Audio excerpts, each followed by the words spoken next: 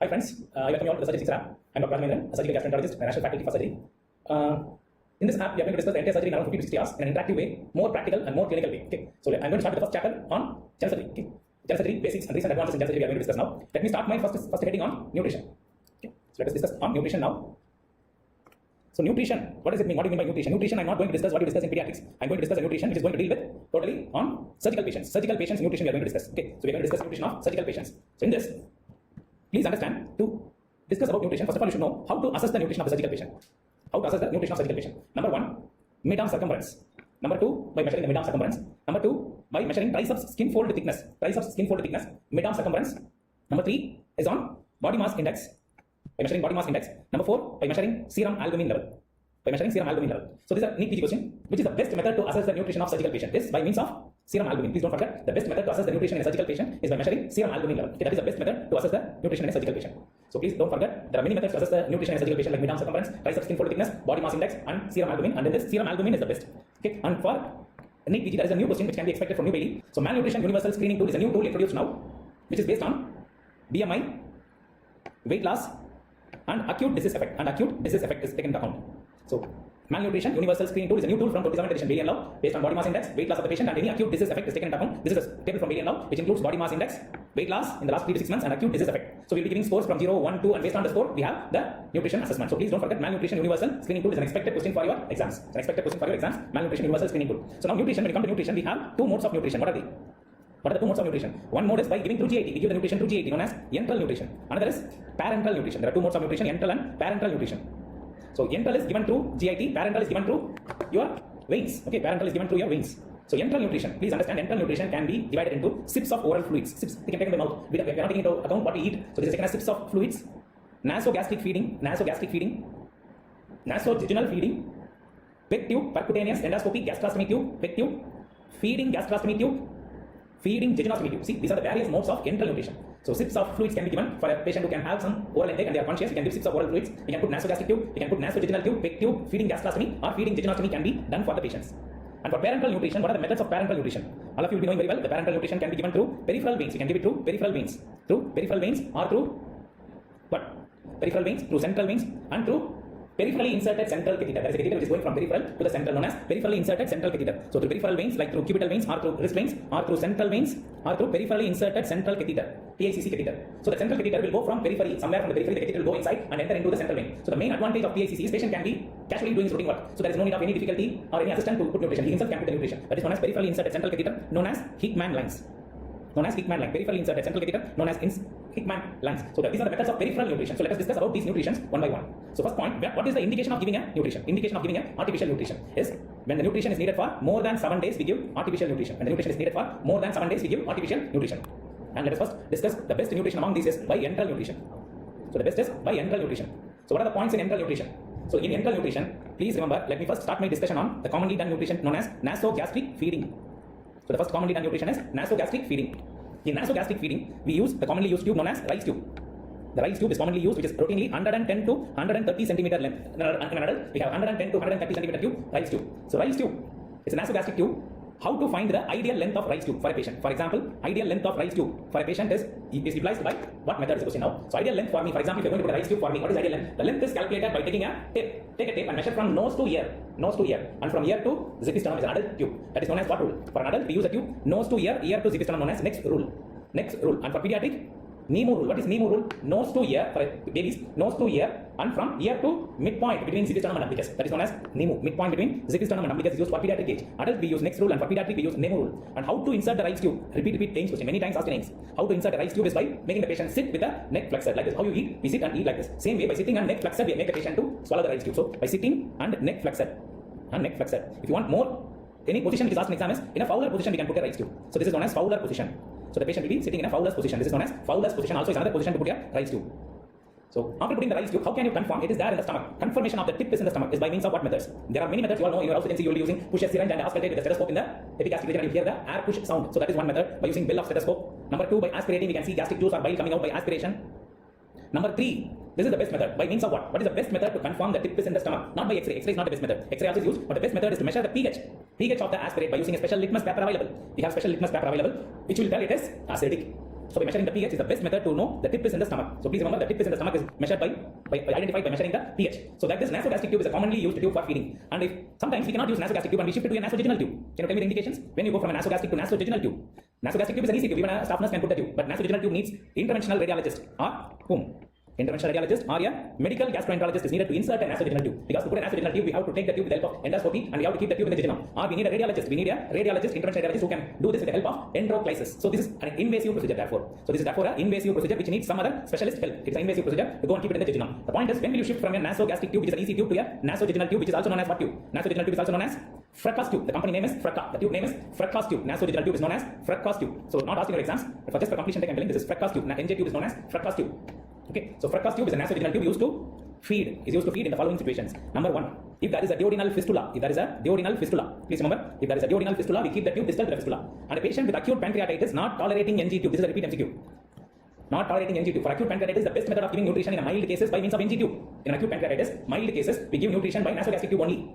But sometimes what happens when you give through nasogastric tube, if there is a pancreatitis with an edema, they will have vomiting. Such patients, we will go for a Fracas tube. Acute pancreatitis patients not tolerating NG tube, we go for NJ tube. Otherwise, we will use this. And these are the two important indications to shift from a nasogastric to nasovaginal tube. Please remember, from a nasogastric to nasovaginal tube, we shift in these cases. Okay, and sometimes we can use these nasal tubes only for a maximum how many weeks? Maximum period we can use nasal tubes is only for 4 weeks. Why not beyond 4 weeks? If you use it beyond 4 weeks, they will have microaspiration because the vocal cord is open, because the tube is going inside, is open, so they will have microaspiration. And if you want to use for more than 4 weeks, we have to go for surgical tubes. For more than 4 weeks, we will go for a surgical tubes. And Valiant Love says for a 4 to 6 weeks nutrition needed patient, the ideal tube is PEG tube, percutaneous endoscopy gastrostomy tube. What is it? Percutaneous endoscopy gastrostomy tube. What does it mean? So if this is the stomach, with the help of endoscopy, we will put a light from inside. Towards the skin. So we see the light, and through the light we put a needle inside, and through that needle we pass a tube which directly into the stomach with the help of endoscopy. So this is known as pull-through technique. Another technique is direct stab technique. So PEG tube can be done by pull-through technique, by pulling from inside, or by a direct stab technique. So there are two techniques to put a PEG tube. The pull-through technique or direct stab technique is used to pull the tube inside and fix it inside. So PEG tube is used for patients who need it for 4 to 6 weeks. And for people who need it for more than 6 weeks or for a long period, we will go for a surgical tubes known as feeding gastrostomy tube, or a feeding jejunostomy tube. Please remember, we go for a feeding gastrostomy tube or a feeding jejunostomy tube. For people who need for more than 4 to 6 weeks, we go for a tube known as feeding gastrostomy or a feeding jejunostomy tube. I'll be showing you a video of a feeding jejunostomy tube in which the tube will be inserted by two techniques. Please remember, the tube into the jejunum will be inserted by two techniques. Directly insert the tube and fix it with a suture like this. It's known as stance jejunostomy.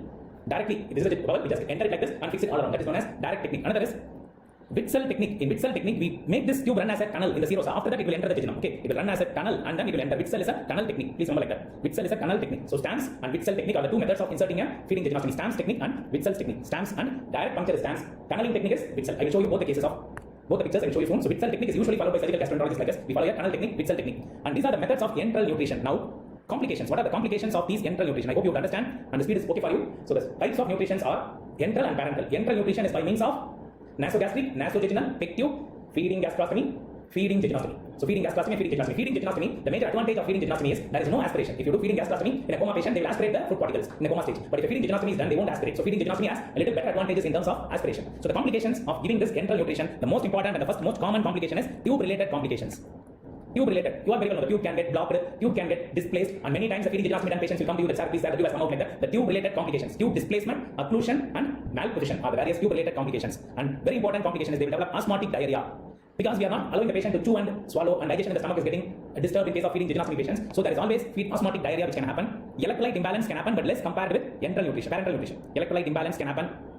And there is one more syndrome which can happen known as refeeding syndrome. I will discuss about refeeding syndrome later, but remember that is also another complication. So tube-related complication is the most common complication. Osmotic diarrhea, electrolyte imbalance, and refeeding syndrome are the various issues related to enteral nutrition. So for PGME exams, enteral nutrition is less important than a parenteral nutrition. Parenteral nutrition is very, very important for your exams. So please understand parenteral nutrition in depth. So parenteral nutrition is of two types. I already told you peripheral parenteral nutrition and central parenteral nutrition are the two types. Another one which is very rarely used in practice is PICC catheter known as Hickman line. The peripheral parenteral nutrition is advised only for less than 2 weeks. Why less than 2 weeks only? In 2 weeks, the peripheral veins will get thrombophlebitis. Central vein is used for more than 2 weeks. Okay, if you want to give nutrition for more than 2 weeks, we use the central veins like internal jugular vein. What are the veins? Subclavian vein and femoral vein. So best is subclavian vein. Internal jugular vein is used in trauma patients only. In trauma patients, we will be using only for 1 or 2 weeks. So internal jugular vein we use in trauma patients. Subclavian vein is the best vein. So femoral vein is very rarely used. And what are we going to give in this parenteral? What do you mean by parenteral? We will give a bag of nutrition. The bag costs around 2,000 to 3,000 rupees per day. The bag is made up of 3 compartments. It is made up of 3 compartments. The major compartment is carbohydrate compartment, which contains carbohydrate. Carbohydrate is in the form of what? Dextran. Carbohydrate is in the form of dextrans. This is 60%. This is the main TBN bag. Dextran 60%. Then the Other two compartments are fat in the form of lipids for 20%, and another 20% is what? Another 20% is amino acids, protein in the form of amino acids, so 20%. This is a conventionally available TPN bag. We also have other types of bags like fat-free TPN bag. This is another bag which is totally fat-free, in which there is 75% dextran. Please understand, this question is asked in UPSC exam. 75% dextran and 25% we have amino acids. So this is in the ratio of 1:3. So dextran and amino acid alone is there. That is fat-free TPN. In all TPN we have also electrolytes, minerals, vitamins are all added in these bags, which is needed per day is added in these bags. So electrolyte, minerals, vitamins are also present in these bags. So they contain dextran, lipids and amino acids. Fat-free TPN will not have lipids. So now this insertion of central vein catheter is a repeat question. Central vein catheterization. Central vein catheterization is a big task. It is usually done by anesthetist with the help of what? With the help of ultrasound guidance. Nowadays they are doing it with the help of ultrasound guidance. So the easy method, the easy way to cannulate is interventional. You ask the patient to turn opposite side, 2 heads of sternocleidomastoid with the help of ultrasound guidance, put a needle, it will directly reach the IJV. So the ultrasound guidance between 2 heads of sternocleidomastoid we can reach the IJV. To reach the subclavian vein is a little more difficult. We use ultrasound guidance, and the mid-clavicular, subclavicle, below the clavicle, in the mid-clavicular space, we have to go mid-clavicular. Below the clavicle, we have to insert the subclavian vein is cannulated. Subclavian vein is cannulated, and the catheter is put inside. So mid-clavicular vein, subclavian vein, and interventional vein are the 2 places we put the catheter. How to assure the tip is there in? Where should be the tip? Can you tell me where should be the tip? Tip should be there in superior vena cava and should not be there in atrium. Otherwise, patient will develop atrial thrombus. The tip should be there in SVC. Please don't forget, tip should be there in superior vena cava, not in atrium. This is confirmed by taking an X-ray chest. We always take an X-ray chest to confirm this. And also, we must ensure there is no pneumothorax after cannulation. We should ensure there is no pneumothorax after cannulation by taking an X-ray chest. So X-ray chest is done for 2 reasons: to look for pneumothorax and to look for tip of the catheter in the superior vena cava. This is a very important point while putting a central vein catheter. And after putting a central vein catheter, we start the TPN. Now you should know, why should I shift from an easy nutrition of enteral to parenteral? Can you tell me why should I shift from an enteral to parenteral nutrition? Why should I shift from an enteral to parenteral nutrition? The purpose of shifting from enteral to parenteral nutrition can be discussed under 2 broad headings. So please remember, surgery is nothing to mug up. If you understand points, you can answer any questions with only one time reading in surgery. So enteral to parenteral, when the GIT is not good, please understand, when GIT is not good, we will go for parenteral. When BP is not good, because when the BP is good, the circulation to the GIT will be there. You all will know, in shock, the patients, the blood circulation to the GIT and skin is compromised. So the GIT blood flow is less. When you give enteral nutrition at that time, patient will develop mesenteric ischemia. Therefore, when GIT is not good, you all very well know what are the cases: EC fistula, radiation enteritis, short bowel syndrome, in the case of short bowel syndrome. Then in case of Crohn's disease, severe Crohn's, patients having severe Crohn's disease. And whatever you think there is a problem in GIT, you can put it here. Some GIT problems: high output EC fistula, radiation enteritis, short bowel syndrome, active Crohn's disease. Okay, active Crohn's disease. Wherever the GIT is not ready to adapt to the nutrition, we will go for a TPM. And similarly, when the BP is not good, like in cases of shock, severe burns, severe acute pancreatitis. I'm not discussing mild cases. In mild cases, we can go for nasogastric feeding. So in a severe acute pancreatitis whose BP is very low and patient is in ICU, we go for a parenteral nutrition. So these are the important indications to shift from an enteral to parenteral nutrition. And can you tell me what are the lab things to be monitored? Lab things to be monitored in a case of patient who is on TPM. A patient who is on TPM, we should do weekly 2 times. Weekly 2 times certain investigations, and weekly once certain investigations. And when will you change the central vein catheter? So these are the 3 questions to be noted in things to be done in a TPM patient. Weekly twice, what you should do? Weekly twice we should do the following investigations: blood sugar and electrolytes should be done weekly twice. And weekly once you must do LFT and RFT. And change catheter only when there is catheter related sepsis. That is again a high yield MCQ topic. So this is a very important chapter from Varian Love. This chapter on general surgery and nutrition is high yield for national board exam, AIIMS, PGI, JIPMA, everywhere you get more questions. So catheter related sepsis. Catheter related sepsis is a special topic we discuss. I'm going to discuss it now. So weekly twice you should do blood sugar and electrolytes. LFT and RFT is done weekly once, and change catheter only when there is catheter related sepsis. So what is that catheter related sepsis? A patient who is on central vein catheter develops fever. You are going and examining that area. That area is red and inflamed, and you suspect this is due to infection of this catheter. What you should do now? When you suspect it is due to catheter related sepsis, immediately remove the catheter. You remove the catheter, send the tip of the catheter should be sent for culture sensitivity. And also send blood for culture sensitivity. If both are same organism, then only we say it is catheter related sepsis. Tip culture sensitivity and blood culture sensitivity should be same organism. They should be same organism. Then only we can say this is a catheter related sepsis. Please remember this. So tip culture sensitivity and blood culture sensitivity are done to confirm that is catheter related sepsis. Okay, catheter related sepsis is confirmed. Now, then only you change the catheter. Otherwise, no need to change the catheter. Then you should change catheter. Change catheter to opposite side. Change catheter to opposite side. Please remember. So then you remove the catheter, throw it again, put a new catheter on opposite side. This is the concept of catheter related sepsis. Okay. So now there is a 100 times asked question. What are the complications of TPN? So complications of TPN, what are the complications? Let me first discuss the most common complication of TPN is what? You all very well know the most common complication is catheter related complications. The catheter we are putting now, that related complications like catheter related sepsis, catheter related blockage, catheter displacement, all these are catheter related complications. That is the most common complication, catheter related complications. So please don't forget the most important complication is the catheter related complications. The catheter related complications are sepsis, blockage, displacement. And the second complication is electrolyte imbalance. Electrolyte imbalance is a second important complication. Thus in electrolyte imbalance, can you tell me what is the most common disturbance seen is on hyperglycemia? Glucose disturbance is most commonly seen imbalance among the various electrolytes and minerals and other substances. Hyperglycemia is the most important thing you should not forget. And please don't forget the important electrolyte disturbance seen as PCM is decreased. PCM is decreased. Anything can happen, but this is very important here. P means there is a decrease of phosphate, there is a decrease of calcium, there is a decrease of magnesium, along with there is a decrease of potassium. What is the reason? This syndrome of decrease of phosphate, calcium, magnesium, and potassium is known as refeeding syndrome. Please don't forget, PCM decrease is known as refeeding syndrome. So why this is happening? A patient who is on malnutrition for a long period of time, is given a nutrition. So once the nutrition is given for such a long-term malnourished patients, the sugar is released in enormous amount into the circulation. That will stimulate insulin, and you all very well know insulin will drive potassium into the cell. Intracellular drive of potassium, similarly phosphate, calcium, magnesium results in refeeding syndrome. It is prevented by giving slow feeding. You should not give fast feeding. We should give them slow feeding for these patients. You should give them slow feeding. It is more common in central vein nutrition. It is common in TPN rather than enteral nutrition. It is less common in enteral nutrition and more common in total parenteral nutrition. So this is another important complication on electrolyte imbalance. Our next complication is going to be on what? The complication is going to be on liver function derangement. Please understand this is a Yates question. You are giving TPN for a patient for around 2 months. Patient is on TPN for 2 months. Now you are going and seeing a patient on one day. You are seeing him. He is looking like this. What does it mean? He is jaundiced. Patient you are going and seeing is jaundiced. And this jaundiced patient in a TPN, what do you think of? You should think of the most common cause of jaundice in a TPN patient is hepatic steatosis. Patient will get jaundice, elevation of SGOT, SGPT, gamma glutamate transferase, everything will be elevated and the patient will be on jaundice. What you must do for this case? A patient who is on jaundice, we have to stop TPN temporarily, stop this TPN temporarily and restart what? Once the LFT becomes normal, we restart lipid-free TPN. This is the place where lipid-free TPN is used. Please don't forget. We should restart on lipid-free TPN for a patient who develops liver function derangement. Please don't forget liver function derangement. We should restart lipid-free TPN. And sepsis is another important complication on TPN. Sepsis. So can you tell me what is the first sign of sepsis? Direct line from billion now. If you suspect sepsis in a patient on TPN, what is the first sign? Yes, this is an expected national board question. The first sign of a patient suspected of sepsis is increased blood glucose. Increased blood glucose is the first sign of sepsis. The first sign of sepsis is blood glucose increased. Okay. And the last most complication for a patient who is on TPN is last complication on TPN is liver failure. Please don't forget, the last most complication is liver failure. So this is very commonly seen in a patient who is on short bowel syndrome, having nutrition for long periods. Patient who is on TPN, having long period of nutrition, they develop liver failure. If a patient develops liver failure, the last option is liver transplant combined with small bowel transplant. So please remember, a patient who is on TPN for long period of time may develop liver failure, and when they develop liver failure, we have to do combined small bowel and liver transplant. That is the most common indication of combined small bowel and liver transplant is a patient on TPN. And one more complication which may need you to shift to small bowel transplant is all central veins get thrombosed. The central veins can get thrombosed. Please remember, that is also another complication in which the central veins can get thrombosed. Okay, that is another complication in TPN, central vein thrombosis. So let me recall what are the complications of TPN. Catheter related complication is the most common complication, and we have refeeding syndrome characterized by PCM decrease, phosphate, calcium, magnesium decrease, and we have liver enzyme derangement with the jaundice patient. We should stop TPN temporarily and restart fat-free TPN. And patients may develop sepsis, and they may develop liver failure, or they may develop central vein thrombosis. So these are the points in central vein nutrition known as TPN. So we have discussed the two types of nutritions now. That is, one is enteral nutrition and parenteral nutrition. Let us now discuss the points. So when will you indicate nutrition, artificial nutrition? When a patient cannot have adequate intake for more than 7 days. What is the best nutrition? Enteral nutrition is best. So enteral nutrition, we give nasogastric or nasojejunal if you can give nutrition for less than 4 weeks. When you want to give nutrition for more than 4 weeks, like 4 to 6 weeks, PEG tube is used, and more than 6 weeks we use nasogastric or nasojejunal tube. And please don't forget Bailey and Low point must tool based on body mass index, weight loss, and acute disease effect. And these are the various nutrition tubes we have: nasogastric, gastrostomy, jejunostomy, nasojejunal tubes, and peripheral tubes. So this is the nasogastric tube. You should not forget. It will have lead balls at the tip to identify its position on an X-ray. And this is a nasojejunal tube, which is also known as Fracka tube. You can see the tube is around 240 cm to 260 cm length. It is at the help of a radiologist, it is pushed into the jejunum. And this is a PEG tube, percutaneous endoscopic gastrostomy tube. Please don't forget this tube. So this is a PEG tube. You can see that this is again an image-based question. What is put inside here? This is a PEG tube from Bailey and Low push technique or direct stab technique. So this is a typical image question. You can see the patient having a PEG tube with the surrounding inflammation due to peritubal leakage. That is a peritubal leakage causing minimal inflammation around the PEG tube.